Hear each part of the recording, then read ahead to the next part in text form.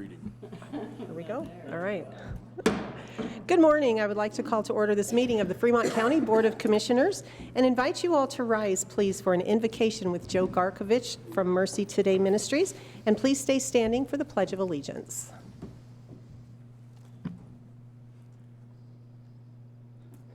Let us pray. God of creation, we thank you for another beautiful day here in this place. As this group gathers together this morning, we pray that you would give them the courage, compassion, and wisdom to make the right decisions for all involved. And we also lift up all of our county employees who are out doing their various duties this day. Watch over them and guide them in all they say and in all that they do. And all these prayers we pray to you in Jesus' name. Amen. Amen. I pledge allegiance to the flag of the United States of America and to the republic for which it stands, one nation under God, indivisible, with liberty and justice for all. Thank you, Joe. Thanks, Joe. Roll call, please. Commissioner Bell. Present. Commissioner Grantham. Here. Commissioner McFall. County Attorney Jackson. Present. County Manager Bryant. Present. Planning and Zoning Coordinator Dimick. Present. We turn next to the approval of today's agenda. I am unaware of any changes we need to make. Nor am I, Madam Chair. I move to approve the agenda. Second. It has been moved and seconded to approve today's agenda. Further discussion? Roll call. Commissioner McFall. Aye. Commissioner Grantham. Aye. Commissioner Bell. Aye. Motion carries. Up next is our consent agenda. I would like to note we are not scheduling a public hearing out into the future on today's agenda. We always like to call those out so you can be prepared. Madam Chair, I move that we approve the consent agenda. Second. It has been moved and seconded to approve today's consent agenda. Further discussion? Roll call. Commissioner Grantham. Aye. Commissioner McFall. Aye. Commissioner Bell. Aye. Motion carries. We turn next to administrative and informational topics. We will begin with staff and elected officials report. We have a county manager report from Sunny Bryant, who is, ironically, our county manager. Good morning, Sunny. Good morning. Thank you. So just a couple of quick updates. We're working to try to get caught up on everything as we have restored our systems over the last few weeks. And so we do have several employment opportunities available. So if anybody is interested in looking at those, our website is currently down, but we do have them posted on the county bulletin board inside the county administration building. They are also located at the Colorado Workforce Center. So if you're looking for employment, please reach out and see what we have available. Next, we're finishing up an RFP for a county-wide broadband study. So we're just looking throughout the county what the current services are available and then looking for ways that we can actually improve those services. So that RFP will be going out and it's posted on BidNet, and then it'll also be posted in the Daily Record. We're also working on the 2023 budget, so we've kicked that off. We're a little bit behind schedule, just not having those computers for the last few weeks, but we're working to get that all caught up, and it will be presented to the commissioners in October.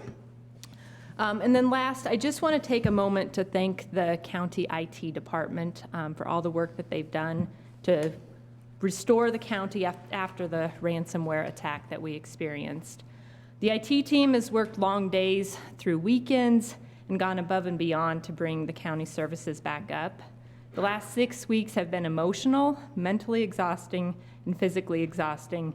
And our IT team showed up day after day with positive attitudes and dedication for their positions.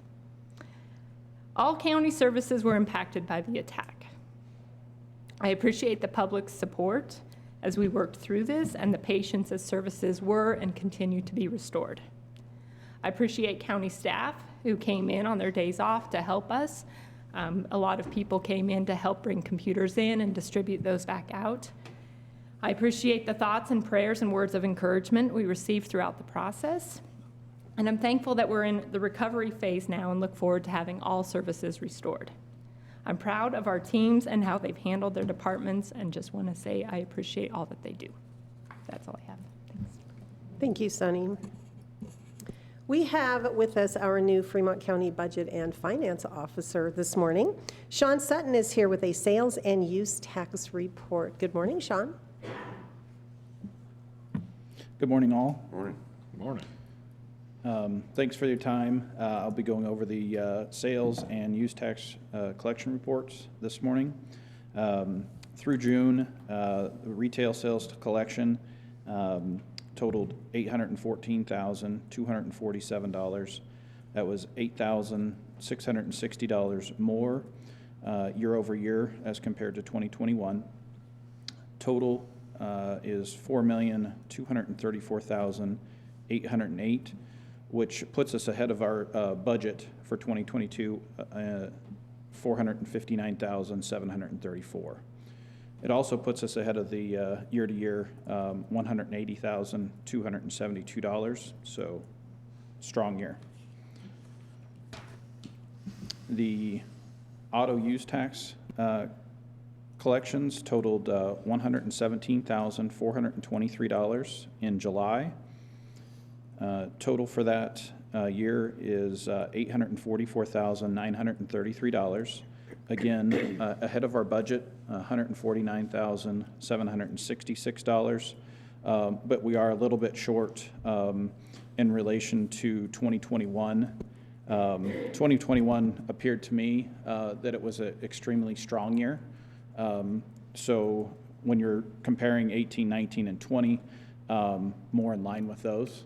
But we've also got another 5 months and just need people out there spending money, buying cars. Need cars, actually. Well said. Yeah. The lodging tax is the next report. We collected the quarterly report in June, or collections in June, that totaled $58,746. That was $28,584 short. In visiting with Sunny, we're going to look at the collections on that for the June timeframe and see if there's potential of one being missed, and we could update you at a later time. The retail sales, sheriff retail sales tax collection, also well ahead. Total for June, $542,831, ahead of 2021 by $5,765. Total collections through June, 2.8 million, a little over 2.8 million, puts us ahead again, 282,171 over budget. And again, year over year ahead, $120,174. Annualizing, really the numbers, I think we're going to come pretty darn close to what 2021 was, and again, in comparison, that was our best year.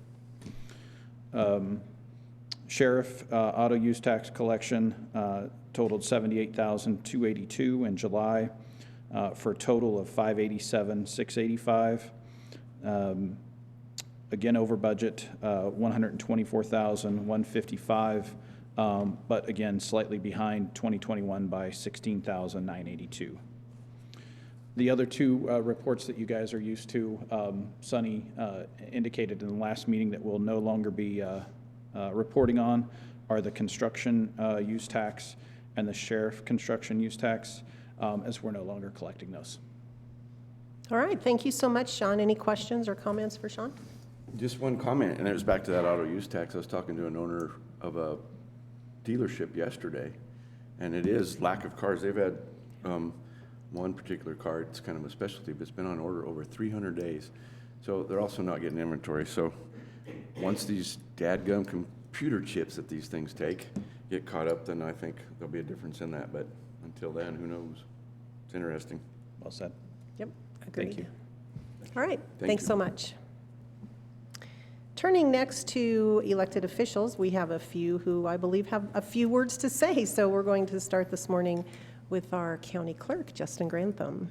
Morning, Thank you. Justin. Good morning. Thank you, Madam Chair. I have a long laundry list of things I've been thinking about here. No, the election is happening. It's coming up on November 8th. So I wanted people to know that the ballots are going out the week of August 10th. On October. It's past August 10th. We are not going back to August. August was horrible. October 10th are when the ballots are going to get mailed out. We have till the end of the week, but we're going to mail them out on that Monday. If you haven't already, the state has about 11 questions on the ballot, which means you should have gotten a blue book describing and telling you the pros and cons of those questions. So if you haven't received one, in a few weeks, we should actually have those on site if you need to get one. We'll also have our local Tabor books on site as well here in a few weeks. So if you don't get those in the mail, please come see my office in the week of August 10th, and we should have those. October. Oh my gosh. 10. I'm just going to say 10. Thursday is what we call our logic and accuracy test day. We're going to be testing the voting equipment to make sure that they're programmed accurately. We're bringing in a bipartisan team of judges from the Republican and Democratic Party to test those machines. So just a FYI that is happening this week, September 29th. Other than that, I wanted to reemphasize what Commissioner McFall was talking about. Vehicle sales are low because the inventory for new vehicles is low, and the cost for a used vehicle is much higher than the purchase of a new car. So keeping that in mind, and we collect all those sales tax from all 64 jurisdictions, because if you purchase a vehicle in Colorado, we get all those taxes immediately versus the transaction in the office. So I'm hoping that we kind of average out by the end of the year, but without new vehicles on the line and used vehicles up in price, it's a crapshoot at this point. So, We won't hold you personally responsible, Justin. other than that, we're still issuing marriage licenses from other counties right now. We're still trying to catch up the recording division. Elections and motor vehicle are up and running, so if you need those services, they are available. And I'm hoping that sooner rather than later, we'll have our online database researching up and going. So just keep tuned. All right, thank you so much. Thank you. Commissioner Grantham. Thank you, Madam Chair. You know, I just want to just reemphasize the clerk's point on voting. Very important election coming up, and apparently it already started in August. And so, I'm sorry. I just don't get enough opportunities to give him grief, and so I have to take every one I can get.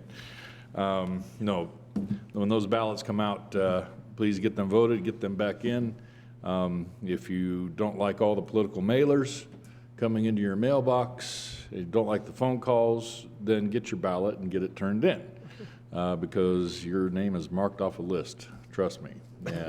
And they don't want to waste money on folks that have already voted. So please take care of that. And the blue book, I just got mine yesterday. It is thick. It's like a little encyclopedia. We have a lot of stuff to vote on, so please pay close attention and vote. Thank you. All right, thank you. Commissioner McFall. Thank you, Madam Chair. First of all, I want to kind of add to what Sonny had mentioned a while ago, thanking the IT department and our state partners that really helped us get these computers back up.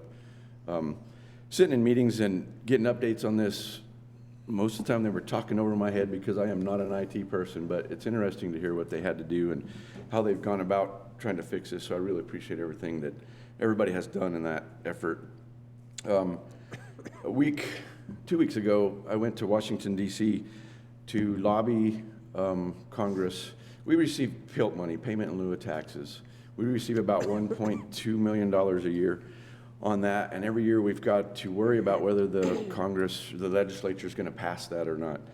There was probably 30 of us from mostly western states there to lobby the legislators, and had some really good kind of quick meetings actually while we were there and getting our point across, and they understand the need for it because of the public lands that we have in our counties. Fremont County is right around 50% public land, and this money is payment that we get from the federal government since we can't collect taxes on that land. And we utilize that money to help provide services to our residents better. So without that money, it would kind of be a big hole. So we constantly trying to convince the government to pay that in a more timely manner, but also in a more dependable manner. We don't know from year to year whether it's going to be passed or not. So it's kind of a frustrating thing. They kind of hold it hostage to get votes on other things up there, and it's kind of frustrating that they do that because they're not on the ground like we are, know how we depend on that.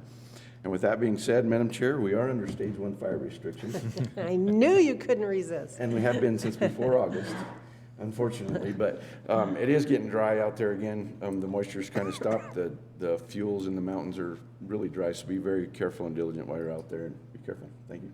All right, thank you.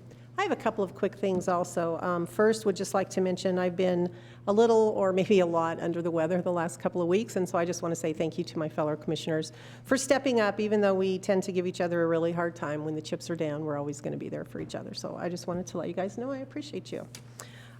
Also, to tag on to Sunny's report about our cyber attack and to what Dwayne had said, IT truly was incredible. They were amazing, and they continue to be amazing. They put in more hours, more blood, sweat, and tears than anyone can imagine. Everyone took this attack very, very personally. There was truly nothing personal about it, but it felt personal, even to us. But I need to mention, it was not only IT that stepped up to the task. Our entire admin team, including Sunny and everyone who works directly under her. Our emergency management department also was amazing. We set up an emergency operations center for all those folks from the state and for our local IT to be there. Our department heads, our other elected officials, they conducted business the very best way that they possibly could without computers. And if you think that's an easy thing to do in today's world, you're absolutely wrong. So it took a lot of creativity, a lot of invention, but the county continued to offer what services it possibly could offer during this entire time. So I also would just like to say thank you to all of our residents for being gracious and graceful, and for being patient with us. This was not an easy thing for any of us, but we're recovering and we're getting there. So again, I just wanted to say thank you to all those folks. Moving on, this is the time for citizens who may wish to address this Board of Commissioners on a matter not scheduled on today's agenda. Do we have anyone in the audience who would like to rise and speak? Okay, seeing none, we will move on. Excuse me. First item, we have an old business for consideration. This is to request the approval of an optional premises OPC, what's the C? Cultivation. I have brain fog, so I'm doing the best I can. For Morning Sweets LLC for a new medical marijuana grow facility. This is a Tier 1 facility. Proposal with 500 plants to be located at 365 15th Street in Penrose. The site will be accessed through 1496 C Street in Penrose. We had tabled this for a couple of meetings in order to meet, to discuss, and to see if we needed to create a set of findings for this particular request. I will admit, much to my surprise, we realized quickly we did not need to create a set of findings for this. I will tell you, it's not a secret that I'm not a big fan of marijuana in any form.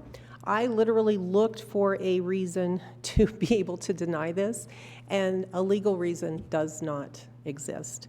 And so I will turn to my fellow commissioners for comments and a motion. We had a comment? Yes, please. So I too have trouble with marijuana personally, but land use issues are some of the toughest things that we have to deal with because it affects a lot of people, not just the landowners, but the people around the land. And this is a case of that. In the regulations that we have with the county, there's, I guess, stipulations, you might say, that you get these grows away from people as far as you can so that there's no impacts on those other individuals living there. In this particular instance, the nearest home is almost a quarter mile away. That's a pretty good distance. I know smell does travel, but it's a pretty good distance. But I kind of echo your words. I looked through this and listened to the testimony that day from the owner of the property, as well as we received some letters of folks that are not in favor of it. And it was hard to justify not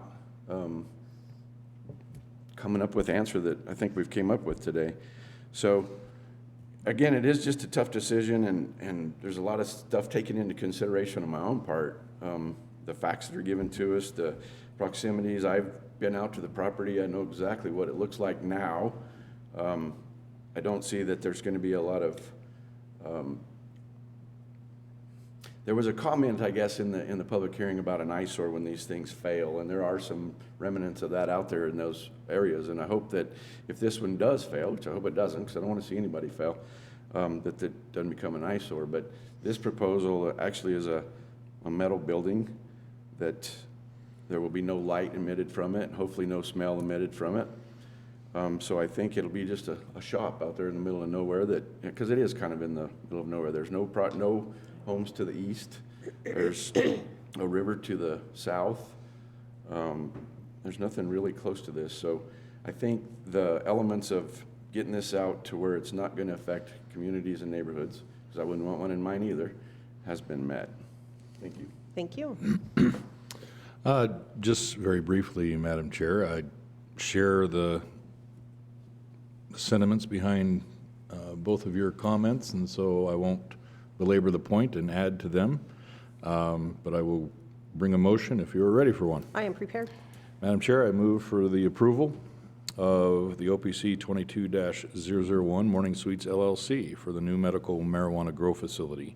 Tier 1 facility of 500 plants to be located at 365 15th Street in Penrose, and the site will be accessed through 1496 C Street in Penrose. Second. It has been moved and seconded to approve the request for an OPC 22-001 for Morning Suites LLC as just described by Commissioner Grantham. And I just will go ahead and say, no need to send us emails and telephone calls. We do understand that there is a medical need for medical marijuana, and that's what this is all about. So our personal feelings are what they are. All right, is there further discussion? I have one, Madam Chair. Yes, please. In our public hearing and everything, there was a waiver requested for a drainage report, but that will come when the applicant works with the building department, because that's all part of the building permit and whatnot, so we're not going to discuss that waiver because it'll come. All right, thank you. Anything else? Roll call. Commissioner Grantham. Aye. Commissioner McFall. Aye. Commissioner Bell. Aye. Motion carries. All right, thank you. Moving next to new business. Up first is a proclamation for Kinship Month, and I see we have some representatives with us from our Fremont County Department of Human Services. Good morning, ladies. Good morning. Thank you so much for having us. If you could introduce yourselves, please. You bet. My name is Tanya Sutton, and I am the Family Services Program Administrator. Amy Maroney, and I am the Kinship caseworker. And our fearless leader, Mr. Carochi, is hiding in the back. Unfortunately, Mr. Acton was very excited to be here this morning, but he too is under the weather. So Ms. Maroney and I are taking one for the team, and we told him we would represent well for him. Mr. Acton prepared a packet for all of the commissioners as well as the county manager. It has included the proclamation as well as some data points that he felt were very important, and I too believe that they're worth pointing out. Fremont County has worked diligently, I would say over the past 6 years, to really focus on kinship care, and I think the data points really prove that we've done a great job. Our staff is always looking at kinship placements first before placing children in out-of-home care and stranger care. Unfortunately, we do have to have those, but trying to keep kids with family is very important, and I think we're doing a good job. So hopefully you guys can have an opportunity later to look at that and let us know if you have any questions. So I'll go ahead and read the proclamation. Whereas Fremont County is steadfast in its commitment to promoting the safety and well-being of our children, that includes providing a stable household for all youth in which they can feel safe, be nurtured, and succeed. And whereas in 2021, nationally, a monthly average of 216,667 children, in Colorado, a monthly average of 1,491 children, and in Fremont County, a monthly average of 34 children were raised with kinship families such as grandparents or relative caregivers who had stepped forward out of love and loyalty to care for their young relatives, providing them with a sense of connection, security, ties to their cultural heritage, their family, their community. And whereas kinship caregivers reside in urban, rural, and suburban neighborhoods across Fremont County, and children, grandparents, and other relatives in kinship families face certain challenges. Therefore, partnerships among the educational, legal, social services, mental health, chemical dependency counseling, judicial, law enforcement, and other systems are important for ensuring access to services that can assist children and youth that are placed in kinship care be provided opportunities to flourish in all facets of their life. Furthermore, Fremont County residents are asked to join in honoring grandparents, relatives, friends, and community members who step forward out of love and loyalty to care for at-risk children during times in which biological parents are unable to do so. And whereas Kinship Care Month provides an opportunity to showcase the accomplishments of countless children and youth throughout Fremont County, who with the unconditional love and support of grandparents and other relatives, have successfully navigated the emotional difficulties that beset the separation from their parents. All Fremont County citizens are encouraged to raise their awareness and understanding of the importance of positive family environments that kinship families offer for many Fremont County children. Now, therefore, we would ask that the County Commissioners proclaim September 2022 to be Kinship Care Month in Fremont County. All right, thank you so much for that. Thank you. I just would like to add my voice to say how important this is for kids.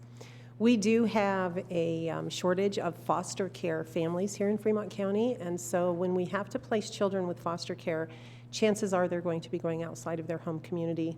So they're not only taken away from their parents, but they're also being taken away from their schools, their friends, their other relatives. Their entire life is just being flipped upside down, and that's never going to be in the best interest of any child. So I just want to say thank you, Tanya and Amy, for all that you do, and everyone else in your department who works so hard every single day to see that our children remain our children and get to stay here in our community. I just want to say thank you. Thank you. We appreciate that. Ditto. You know, Ditto.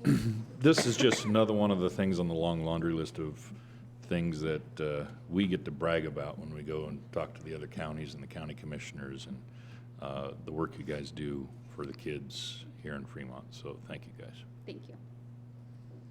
Yeah, thank you. That's all I can add to that. And I All have right. a motion if you're ready, I Madam am Chair. prepared. I move to approve and proclaim September 2022 Kinship Care Month in Fremont County, Colorado. Second. It has been moved and seconded to proclaim September of 2022 as Kinship Care Month here in Fremont County with the proclamation as presented. Further discussion? Roll call. Commissioner McFall. Aye. Commissioner Grantham. Aye. Commissioner Bell. Aye. Motion carries. Thank you. Next, we have a request for a temporary use permit, number 22-010, Rocky Mountain Trials Association for Motorcycle Trials event conducted on private land located at 2074 County Road 9 in Canyon City. This event is scheduled to happen on October 23rd, 2022, from 8 a.m. to 6 p.m. And I believe we have with us this morning, are you Dan? Yes, I am. Good morning, we have Dan Wickersham. So if you would turn on that microphone, just press the button. All right, and tell us a little bit about what your request is in front of us this morning. So this is just a simple club event. Last time we were here, we were for the national event, and you know that we got 16 inches of snow. So sadly, thousands and thousands of man hours to set the event. People traveled from all over America, and it was canceled. The first time in the history of the NATC. Oh, no. One time in Texas, there was a tornado. They canceled one day, but so it was a huge bummer, and they talked about trying to redo it, but with fuel prices to get people to come from New York and Florida and all that. So, so for today, this is just our simple club event, just Colorado, 30 people maybe, over at Stock Ranch. Porta potties will be there. I know in some of the notes we talked about needing a portable sink. And our thoughts are, can we just provide hand sanitizer, or we could have some water and wash basins, you know. But we have all the insurance and all that in that packet as you guys have. Can you tell us a little bit, Dan, about what the event itself actually looks like? I understand that people start and stop. It's not a race Yeah, so with everyone trials- taking at the same time. Trials is like golf. You want 0 points, and to get a point every time you touch your foot to the ground in a section, that's a point. So it's not a race. You stop, you wait for the observers, they say rider, and you ride through the section, very technical section, trying not to touch a foot to the ground, stall your engine, crash. It does happen. It's a slow speed crash usually. And the loop will probably be, it's a little trail ride, maybe 1-2 miles, and you do that 3 times. And we have our uppers, which is pro, expert, and advanced in the morning or afternoon. And then we have our support class, which is the novice, amateur, and intermediate riders. So it's up to the trials masters who rides first, but it's been a long, ongoing sport. I think our club has been going since '68, and we've been having events over at the Stock Ranch for 20 years or so. Okay, thank you. No food will be served, no No. vendors will be on site? No vendors, no food, no. Okay. Real simple event. Okay, questions for the applicant before we turn for a staff report? No. All right, let's turn to Danielle Adamick from our Department of Planning and Zoning for a staff report. Morning, Danielle. Good morning, how are you? This is a one-day event. It's at the property at 2074 County Road 9. It's from 8 a.m. to 6 p.m. There is no camping on this one. We've sent this out. The environmental health officer is suggesting the portable hand sink. Our department does feel that its hand sanitizer might be enough for them. The litter and the debris will be all carried out by all the participants, and the staff will do a walkthrough before they leave to make sure all trash is cleaned up. The fire department has reviewed the application. They've approved it. They did have them sign up for the free COM 911 to just have any kind of emergency alerts in that area. And the waiver request, they are asking for a waiver request for the cash bond on the property. Is that for the cleanup? Yes. Okay.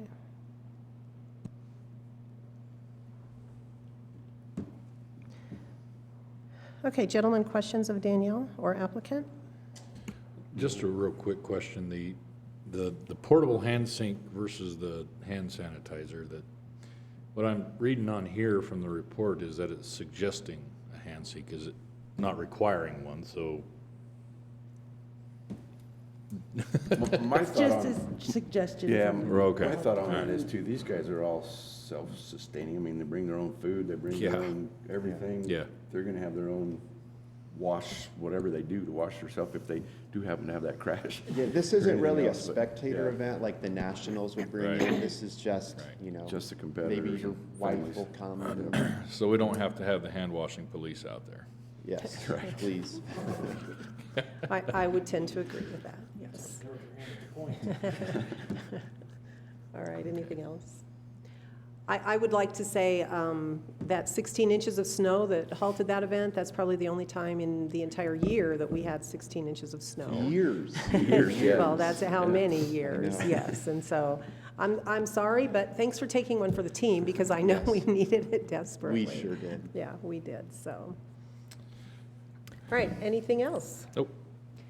This is not an actual public hearing, but I will take a moment to see if there's anyone in the audience who would like to rise and speak, either for or against this particular event. All right, seeing none, I am prepared for a motion. Well, Madam Chair, I will make that motion. I move that we approve TUP 22-010 for Rocky Mountain Trials Association for a motorcycle trials event conducted on private land located at 2074 County Road 9, Canyon City, scheduled October 23, 2022, from 8 a.m. to 6 p.m. Second. It has been moved and seconded to approve the request for a temporary use permit number 22-010 for the Rocky Mountain Trials Association as just described. You need to address the hand washing statement and the waiver True. request. Do waiver request for the cash bond? Oh, Yes, and the hand washing. Well, why do we need to mention the hand washing? It's a suggestion. Because it's been discussed and you want a clear record. Okay. Well, then I would add to that motion that we waive the hand washing requirement. Thank you. And what was the other one? The The cash cash bond bond. waiver request. And approve the cash bond waiver request. Second. Okay, the motion has been modified to include the waiver for the cash bond as well as the waiver for the requirement/suggestion of a hand washing station. Okay, further comment? Roll call. Commissioner Grantham. Aye. Commissioner McFall. Aye. Commissioner Bell. Aye. Motion carries. All right. Thank you. Congratulations. Thank you and so good much. luck. Do you want me to turn this off? Yes, that'd be great. Thank you. Tell you what, if you've never watched trials, man, I can go watch this. These guys are artists on these bikes, man. It's amazing. Pretty watching them impressive. jump from that podium to this one and never touch the ground. And I mean, it's impressive. Yeah, from little kids to adults. Hit the microphone if you're gonna, yeah. My kid started at 2 years old, and at 2, because like a normal bicycle, it's so hard for a little kid, the ergonomics with the cranks and all that. But one of these little electric trials bikes, they could ride at 2 years old, no training wheels, anything. Yeah. And it teaches the utmost skills. If you can ride a trials bike, you can ride anything. You just master clutch and brakes and body position. So it really is the ultimate way to learn to ride a motorcycle, and you will take those skills to even driving cars and stuff. So it really is. It is. It's an amazing thing to watch. It's fun to watch. Sounds like. All right, well, Thank thank you you. so much, And guys. good luck with your event. Thanks, Dave. Thank you. Item 3 under new business is a design-build agreement with Corsentino Construction for the Pathfinder Park Pavilion project. And I will ask Commissioner McFall if he would like to speak about this for a moment. Sure. We had made the award of this bid back in June, I believe it was, to build a Pathfinder Park Pavilion. It's a barn, it's covered pavilion, a big one, 150 by 200 feet. It'll be just east of the Pathfinder Event Center, which will kind of round out and sort of help with some completion of fairgrounds and event center out there. We finally got the contract under control, and it was in the construction company's hands and back to us and signed, and there's agreements on all that. So now we can get moving forward on this building, hopefully relatively soon, so that we can get this building built and hopefully have it by fair time next year. So we do not actually have a time frame in place at this moment, is that correct? That's what the meetings will be for, because it is a design build. They gotta know exactly what we want, and then that'll be the tail sign of that, of how long it's gonna take them to get it built. And since this is a contract, I'm currently looking, is there an actual cost assigned on this contract? Should be, yes. That's what I'm looking And for. I got a number on top of my head, but I think it's not quite right. It's roughly 1.9 That's what I was million. gonna say. Yes. Okay. 1.9, yep. Thank you, And as Sunny. far as the timeline goes, the contractor has requested that we have about 3 months for the design piece and about 5 months for the actual construction. So those are very rough guesses at this point. But very helpful. Yes. So thank you. Also, Sunny, would you address real quickly for us where that 1.9 million is coming from? Yes, so we actually, last year, refinanced our certificates of participation from 2012 and 2013. And we saw substantial cost savings of those of over $3 million of savings on interest. During that refinance, we actually received an additional $1.5 million that is going to be used towards this project. And also through that refinance, we had a couple of savings accounts that we had used for those prior COPs that are now freed up as well. So the balance that we are seeing in this will be taken out of those savings accounts that were freed up in that COP refinance as well. Thank you. And I also did just find the contract price is 1.915883. So $1,915,883, subject to adjustment as provided. So, okay, further discussion, comments, motion. Motion. All right. Move to approve signature on the design build agreement with Corsentino Construction for Pathfinder Park Pavilion project. Second. It has been moved and seconded to approve the design-build agreement with Corsentino Construction for the Pathfinder Park Pavilion project. This is something that could be about the last of our major expenditures for Pathfinder Park. We've been working on that park for better than 20 years now as a county, and this is a really exciting moment for all of us. So, many thanks to all those who have had a lot of hands in this. Yes. All right, anything else? Roll call. Commissioner McFall. Aye. Commissioner Grantham. Aye. Commissioner Bell. Aye. Motion carries. All right, we now have before us the adoption of the 2023 Fremont County holiday schedules, and I will turn back to County Manager Sunny just for a brief explanation. Thank you. So these are just the standard days that we will be recognizing for the holidays. So there's two different schedules. One of them is for any person that's on a 10-hour shift. One of them is for those that are on the 8-hour shifts. It's a total of 90 hours for both of those schedules.